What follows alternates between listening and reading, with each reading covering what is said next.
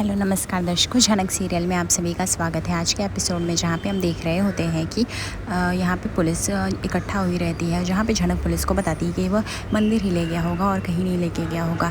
लेकिन यहाँ पे हम देखते हैं कि अभिजीत जो था पूरे गाँव वालों से मदद मांगता, लेकिन सब गाँव वाले इनकार कर देते, कोई भी मदद के लिए आगे नहीं बढ़ता। और यह देख के अभिजीत बोलते बहुत ही अच्छा कर रहे हो आप लोग, मेरी बेटी किडनैप है और आप लोग साथ नहीं दे रहे, मैं अपनी बेटी के लिए ही काफ़ी में जाऊँगा छुड़ाने।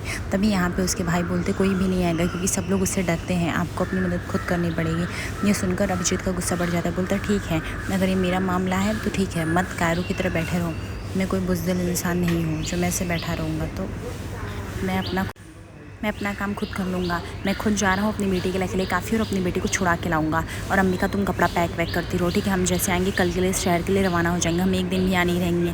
तब इसके भाई लोग बोलते इतनी जल्दी अभिजीत तुम चले जाओगे, पगफिरे तक नहीं रुकोगे? अभिजीत बोलता है अब क्या मतलब है पगफिरा रुक के, एक दिन रुका तो इतना सब कुछ कारनामा हो गया, काश हमें पहले ही चले जाना चाहिए था। उसके बाद अम्बिका जो थी बहुत ही रो रही होती, तभी यहाँ पे झनक आती है और बोलती है अंकल जी मुझे भी साथ लेके चलिए। लेकिन यहाँ पे ईशानी का पापा जो था मना कर देता है, बोलता नहीं मैं तुम्हारी जान खतरे में नहीं डाल सकता। तभी झनक बोलती नहीं मुझे पता है वहाँ का एड्रेस, प्लीज़ ले चलिए। दूसरी तरफ हम देखते हैं यहाँ पे अजीत जो होता है ईशानी से बदतमीजी कर रहा होता है। यहाँ पे पंडित जी को भी किडनैप करके लेके आते हैं, उसके जो भी दोस्त लोग रहते हैं। यहाँ पे पंडित जी बोलते बेटी मुझे माफ़ करो, मेरा इसमें बस नहीं चलता, ये हमें धमकी दे के अल्लाह रहे और ना हमारी पत्नी और बहू को उठा लाएगा, इसने धमकी दिया है, मेरे हाथ बंधे हुए मैं कुछ भी नहीं कर सकता। तभी जीत बोलता है वो पंडित जी बस कर, तेरा भाषण सुनने नहीं आए हो, फटाफट कर। तभी पंडित बोलता है क्यों मुझसे पाप करवा रहे हो ऐसा? तभी ईशानी बोलती है इस लड़के ने मुझे ज़बरदस्ती किडनैप किया है और मैंने इसको थप्पड़ मारा, उसके बदले में मुझसे शादी करना चाहता है। पंडित जी प्लीज़ मैं आपसे भीख मांगी, मुझे छुड़ा दीजिए। पंडित जी बोलते काश बेटा नहीं कर पाता, लेकिन मेरा खुद का भी नहीं चलता, ये लोग जो बोलते हैं मुझे करना पड़ता है और इसके अलावा मैं कुछ। तभी यहाँ पे पीछे खड़ा गुंडा बोलता है पंडित जी पैसे भी तो कमाते हो, वो कौन बोलेगा, वो भी सब हम ही बोल के बताएंगे। पंडित जी बोलते हैं ऐसे पैसे मुझे नहीं चाहिए, लेकिन तुम लोग का डर ही ऐसा है कि हमें आना पड़ता है। पंडित जी बोलते हैं मुझे पैसे नहीं चाहिए, लेकिन तुम लोग क्या करवा रहे हो मुझसे, बहुत बड़ा अनर्थ करा और भगवान सब कुछ देख रहा है, भगवान साक्षी है, इस अनर्थ का भागीदार बनना पड़ेगा। तभी जीत बोलता है पंडित बस कर, तेरा भाषण सुनने के लिए नहीं आया, जो कहा है वो कर, चुपचाप मंत्र पढ़ना स्टार्ट कर। और हाँ इसके पत्नी और बहू को लेके आए नहीं, आखिर हमारी दुल्हनियाँ तैयार वैयार होगी कि नहीं। तभी हम देखते हैं कि वो गुंडे जो होते हैं वो पंडित जी के बीवी और बहू को भी उठा लाते हैं। जहाँ पे ईशानी बोलती है क्या करे तुम, मेरा हाथ छोड़ो। तभी पंजीत बोलता है हाँ मैं हाथ छोड़ाऊँ, ये ले जाइए और उसको अच्छे से दुल्हन के रूप में तैयार करिए, ये सब आपकी जिम्मेदारी है, अगर ये तैयार नहीं हुई तो आप भी भूल जाइएगा अपने पंडित जी यानी पति को। उसके बाद वो लोग ज़बरदस्ती लेके जाते हैं ईशानी को तैयार नहीं। तभी जीत बोलता है पंडित जी 2 मिनट रुके मैं तैयार हो गया था। फिर देखते हैं हम दोनों लोग तैयार होकर बैठ जाते हैं, जहाँ पे ईशानी बार बार भागने की कोशिश कर रहे थे, लेकिन जीत उसका ज़बरदस्ती हाथ पकड़े रहता है और बार बार उसको रोक लेता है। और जीत कह रहा था तुम्हारी अकड़ तो मैं ख़त्म करूँगा तुमसे शादी करके। लेकिन हम देखते तभी एन मौके पर जो थी झनक पुलिस लेके आ जाती है अभिजीत के साथ, और यह देख के ईशानी खुश हो जाती है, पापा और झनक दोनों लोग आ गए। उसके बाद हम देखते हैं अभिजीत दौड़ के जाता है और ईशानी को वहाँ से छुड़ा आता है। ईशानी अपने पापा के गले लग के रोने भी लगती है। तभी झनक बोलती है ये तुम क्या कर रहे हो, तुम्हें शर्म नहीं आ रही है? तभी जीत बोलता है वहाँ चलो, अच्छा है ससुर जी भी आ गए, इतने सुंदर उपलक्ष्य पे इतने सारे लोग आ गए, बिन बुलाए बराती आशीर्वाद तो दे ही देंगे। तभी अभिजीत बोलता है तुम्हारी ज़बान में खींच लूँगा अगर तुमने अपने आप से मेरे ससुर जी कहा, समझे, तुम्हें शर्म नहीं आती? जीत बोलते किस चीज़ का शर्म? तभी पुलिस बोलता है यू आर अंडर अरेस्ट, पर पहले ईशानी मुझे बताओ क्या ये ज़बरदस्ती तुमसे शादी करने के लिए तुम्हें उठा के लाया? ईशानी बोलती हाँ सर, मैंने इसको थप्पड़ मारा, उस चीज़ का बदला लेने के लिए मुझे उठा के लेके आया। तभी पुलिस बोलता है बस अब बहुत हो गया जीत, अब तुमको चलना पड़ेगा। तभी जीत बोलता है तुम किससे पंगा ले रहे हो, तुम्हें पता भी है, तुम हाथ धो बैठोगे। तभी झनक बोलती तुम जैसे मर्दों को तो यहाँ पे रहना ही नहीं चाहिए, तुम लोग समझते क्या हो, औरतों को किडनैप करके जब देखो उसकी शादी करना चाहते हो। पुलिस बोलता है अब तो तुम्हें जाना पड़ेगा। अभिजीत बोलता है इंस्पेक्टर साहब लेके जाइए इसको जेल के सलाखों के पीछे और ऐसा करिए कि कभी ना निकल पाए, पता नहीं कितनी लड़कियों की ज़िंदगी ख़राब की होगी इसने, वो बर्बाद की होगी। तभी जीत बोलता है वो पुलिस साहब तुमको बहुत महंगा पड़ेगा, तुम्हें पता है ना तुम किसको अरेस्ट कर रहे हो, जीत को, इसलिए कान खुलकर सुन लो, ये तुम्हारे बस की बात नहीं चलेगी। और वो अपने गुंडे लोग को बोलने लगता है और तुम लोग क्या खड़े खड़े होकर मुँह देख रहे हो, तुम लोग कुछ करोगे नहीं, इनको बताओ हम कौन है।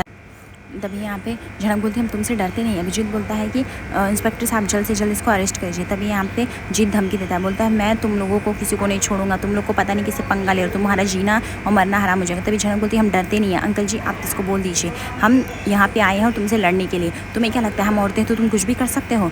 तभी यहाँ पे जीत बोलता है चलो ये रानी लक्ष्मीबाई जो इसकी सहेली है बहुत बोल रही है, अरे तुम लोग इसको पहले पकड़ो तुम। उसके बाद वो झनक को ज़बरदस्ती पकड़ने की कोशिश करते, लेकिन झनक छुड़ा के चली जाती है मंदिर में और माता जी का जो रहती है वो त्रिशूल लेके आती है काली माँ का, और वो बोलती है अगर कोई आगे भी बढ़ेगा तो मैं इसका सर धड़ से अलग कर दूँगी, और ये सोचने में मुझे 2 मिनट नहीं लगेगा, क्योंकि तुम लोगों ने बहुत लापरवाही कर ली और बहुत अपनी मनमानी कर ली।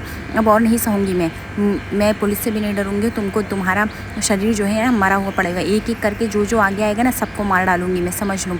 तुम लोगों ने समझ क्या रखा है कि लड़कियाँ कुछ नहीं कर सकती? अरे जहाँ माता रानी के मंदिर में कुछ पाप होते हुए रुक सकता है क्या? तभी ईशानी भी देखते से बहुत समझदारी से उस गुंडे से अपना हाथ छुड़ा लेती है और रिवॉल्वर तान लेती है, जहाँ पे लोग देखते रह जाते हैं। और यहाँ पे जीत की मानो होश ही नहीं रहते हैं। जीत को लगता है कि आखिर ये सब क्या चल रहा है।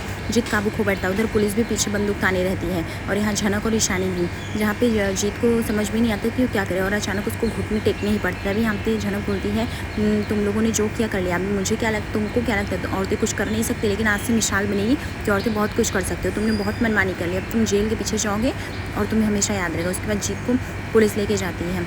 फिर उसके बाद हम देखते हैं कि पंडित जी भी झनक से माफ़ी मांगते हैं और बोलते हैं कि बेटा आज तुमने बहुत ही अच्छा किया, बहादुरी से तुमने आज इस गांव में नारी लोग का नाम रोशन किया, तुमने बता दिया कि औरतें बहुत कुछ कर सकती हैं। झनक ज्योति भी ईशानी को सहारा देती है और वो बोलती है कि ईशानी तुम डरो मत, ठीक है, सब कुछ ठीक हो जाएगा, अभी सब कुछ ठीक है। तभी ईशानी बोलती थैंक यू झनक, तुमने इतना सब कुछ किया मेरे लिए। दूसरी तरफ हम देखते हैं कि यहाँ पे अंजना और यहाँ पे जेठू मिलने आए हुए रहते हैं अप्पू बेटी से, और अप्पू की हालत देख के अंजना एकदम से शॉक हो जाती है। बोलती क्या हुआ इसको, तुम लोग हॉस्पिटल से क्यों लाए? अगर इसकी हालत नहीं ठीक थी तो तुम लोग को हॉस्पिटल में रख देना चाहिए था ना। काजोल एकदम चुप थी और सहमी हुई थी, लेकिन वो कैसे बोले, कैसे अंजना को सच बताया कि अप्पू की बीमारी पूरी तरह से बढ़ चुकी है। दूसरी तरफ हम देखते हैं कि यहाँ पे लालन भी कुछ भी नहीं बता रहा होता है, जहाँ पे अप्पू ज्योति को बात कर रही थी, माँ मैं क्या करूँ, माँ पहले ये बताओ आपने रास्ते में आते हुए पंछी देखे क्या, मोर देखे चहचहाते हुए? तभी अंजना बोलती हाँ हाँ देखा मैंने, पर तू ऐसे क्यों बोल रही है? तो बोलते बस माँ मुझे वो ही देखना है। वहाँ पे उसके पापा बोलते ठीक है एक काम करते हैं, हम अप्पू को कुछ दिनों के लिए अपने साथ घर लेके जाते हैं, इसकी तबीयत भी थोड़ी सी मिजाज सी है और अच्छा भी लगेगा उसको घर जाके। ये सुनकर हम देखते हैं कि नोतन यानी आराधना जो रहती है वो बोलती बिल्कुल भी नहीं, आप ऐसा नहीं कर सकते, आपको नहीं पता अप्पू इस घर की रौनक है, अप्पू अगर चली जाएगी तो हमारा जीना मुश्किल हो जाएगा, आप ऐसा मत करिए, आपको मिलना हो तो आप आ जाइएगा जब जब मिलना रहे, मैं आपके अधिकार नहीं छीन रही हूँ, लेकिन क्या करूँ अप्पू के आने से इस घर में रौनक है, अगर आप अप्पू को लेकर चली जाएंगी तो शायद हम नहीं रह पाएंगी, आप इस बात को समझिए। तभी यहाँ पे जेठू बोलते रहे कोई बात नहीं, यानी बबलू मुझे पता है कि आप लोग अप्पू से बहुत प्यार करते हो, उसे बहू नहीं बेटी बना के रखी हो, इसलिए तो आप नहीं ले जाने देना चाहते हो। तभी काजल बोलती है एक्चुअली अप्पू की आदत मुझे भी बहुत होगी, स्कूल से आने के बाद मैं सिर्फ अप्पू के ही आगे पीछे घूमती हूँ, इसलिए अंकल अच्छा लगा कि आप अप्पू को मत लेके जाओ। तभी यहाँ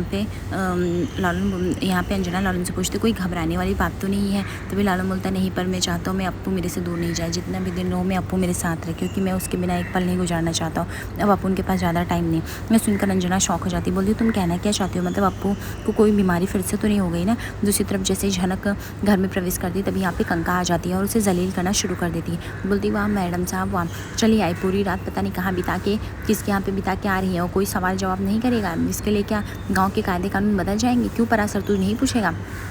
परासर पूछता है तुम बताओगी नूतन तुम पूरी रात कहाँ थी? तभी यहाँ पे कंका बोलती पूछ क्यों रहे हो, इसका तो मन ही है, इसको जहाँ चाहे जब चाहे किसी के साथ चली जाती, रात बिता के चली आती, इसको समझ में भी आता है कि ये क्या करेगा नहीं। तभी यहाँ पे नूतन बोलती बस करिए कंका दीदी, आप मेरे कैरेक्टर पे बार बार लालछन नहीं लगा सकती हैं। दूसरी तरफ हम देखते हैं कि यहाँ पे फूल कुमारी भी बोलती है देखो ज़बान कैसी कैची की तरह चल रही है। तभी नूतन बोलती है कि हाँ कैची की तरह चल रही, जो आप लोग गलत बोलेंगे तो चलेगी ही, मेरी सहेली को मेरी ज़रूरत थी तो मैं रुक के इसमें क्या गलत था? कंका बोलती वही तो, तुम्हें घर का मान मर्यादा कुछ पता नहीं, यहाँ पे शाम के बाद कोई गाँव की लड़कियाँ बाहर नहीं ठहरती, लेकिन तुम फिर भी ठहरी, तुम्हें नहीं आना था, मनमानी करते। तभी परासर बोलता है तुमने ये जो गांव का रूल तोड़ा है उसके लिए नूतन तुम्हें बहुत बड़ी भरपाई करनी पड़ेगी, तुमने सही नहीं किया। तभी झनक बोलती है ठीक है चलेगा मुझे। दूसरी तरफ लालन रोने लगता है। तभी यहाँ पे अंजना सोचती है अप्पू क्यों बेकी बेकी बातें करी। अप्पू बोलती है लालन बहुत प्यार करता है माँ, लेकिन ऐसा मुझे लग रहा है जैसे मेरे पास ज़्यादा दिन नहीं बचे हैं, आप प्लीज़ रोज़ मुझसे मिलने आना, हो सकता है मैं चली जाऊँ, मैं ज़्यादा दिन नहीं रहूँ, और मुझे तो अभी वैसे मून से भी मिलना है, अनी से भी मिलना है, अनी नहीं आया। तब यहाँ पे जेठू बोलते हैं अरे अनी आ जाएगा, कुछ काम के सिलसिले में फंसा हुआ था, लेकिन वो जैसे आएगा मून को लेके आएगा, तुम ऐसे चिंता मत करो अप्पू, लेकिन बार बार तुम ये मरने की बातें मत करो, हमें डर लगता है। अप्पू बोलती माँ मुझे भी डर लगता है, ऐसा लगता है कोई बुला रहा है, मुझे जाना पड़ेगा, मेरे पास ज़्यादा दिन नहीं, लेकिन अगर मैं चली जाऊँ ना तो आकाश में जो तारे टिमटिमाएंगे उससे पहचानना वो आपके अप्पू है। दूसरी तरफ झनक बोलती ठीक है, अगर ऐसी बात है मैंने आपका रूल तोड़ा है तो मैं अब इस गाँव में एक पल के लिए भी नहीं ठहरूँगी, आप जैसे बोलेंगे मैं इस गांव से रफा दफा हो जाऊंगी। तभी परासर बोलता है कि बात ये नहीं है नूतन, तुमने रूल तोड़ा है वो बात है, तभी जनक बोलती मैंने क्या गलत किया है, आप मुझ पर एक बार भी इल्ज़ाम लगाने से हटती हैं। और वैसे भी कंका दीदी मैं आपसे बात नहीं कर रही, इसलिए मैं आपको जवाब देना ज़रूरी भी नहीं समझती हूँ। कंका बोलती वो देखो कैची की तरह जमानी, तो चोरी ऊपर से सीना चोरी किए जा रही। तभी यहाँ पे अपू बोलती है अगर मान लो मुझे कुछ हो गया तो मैं ऐसे तारों, लेकिन आप कैसे पहचानोगे, मैं तो मरने के बाद बोल ही नहीं पाऊँगी। हाँ तो जो आकाश में सबसे बड़ा तारा टिमटिमाएगा वो समझना अपू है, और जो ऐसे मैं स्माइल करूँगी तो समझ जाना वो तारा बहुत तेज़ी से टिमटिमा रहा है। अब अंजना बोलती बस कर अपू तू कुछ भी मत बोल, मुझे एकदम रोना आ रहा है। तभी अपू बोलती ज़िद करने लगती कि लालन तुम गाना सुनाओ। तभी लालन बोलता है अपू मैं उस कंडीशन में नहीं तुम्हें गाना सुनाने के लिए। काजोल भी बोलती रहने दो ना अपू, क्यों ऐसा कर रही हूँ। तभी अपू बोलती नहीं काजोल तुम तो मना ही मत करो, अब मैं क्या अपने माँ बाबा से भी नहीं बात कर सकती, उनसे भी नहीं बोलूँ, लालन तुम गाना सुना रहे हो कि नहीं। तभी काजोल जो होती है वो लालन को बोलती लालन जब आपको का इतना मन ही है तो तुम्हें गाना सुना ही दो ना, क्या फ़र्क पड़ता है।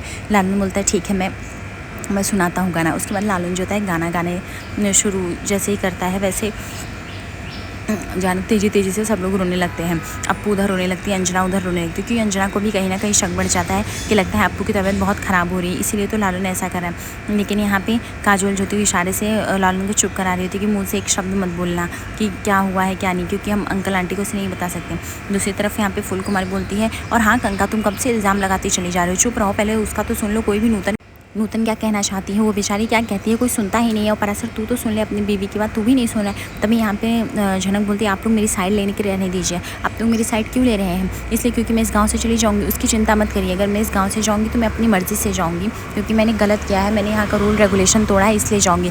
बाकी आप लोग कभी उसकी वजह नहीं रहोगे, तो आप लोग यहाँ पर चिल मारो और आप लोग ऐसे मत कहो कि मैंने कुछ भी किया हुआ है, ठीक है।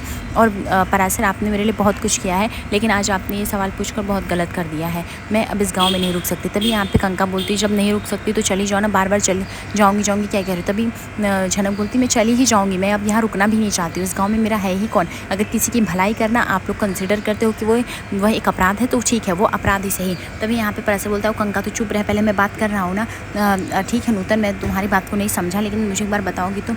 लालन बोलता है अपू मैं तेरे बिना भी नहीं रह सकता हूँ, ठीक है। अब तो तू मरने होने की बात मत कर, तुझे पता भी है तेरे जाने के बाद मेरा क्या होगा, तू कुछ तो सोचा कर जरा।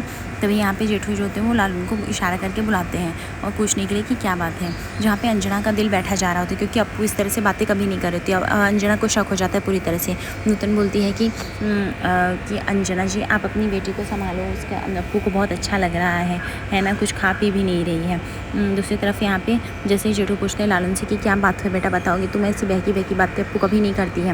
पर काजोल इस बात को संभालने के लिए आ जाती है और काजोल बताती है तो मैं यहाँ पे लाल मुद्दा में क्या बताऊँ, आपको की बीमारी जो है वो बहुत बढ़ गई है, अंकल को शरीर के कोने कोने में बढ़ गई है। और हमने हर डॉक्टर से कंसल्ट कर लिया है, डॉक्टर से सलाह ले लिया है, सारे डॉक्टर ने मना कर दिया है, कोई भी ये नहीं बता रहा है कि वो ठीक कर पाएगा आपको को। ये सुनकर मानो जैसे बबलू का दिल टूट जाता है। बबलू सोचता है कि ये सब क्या चल रहा है।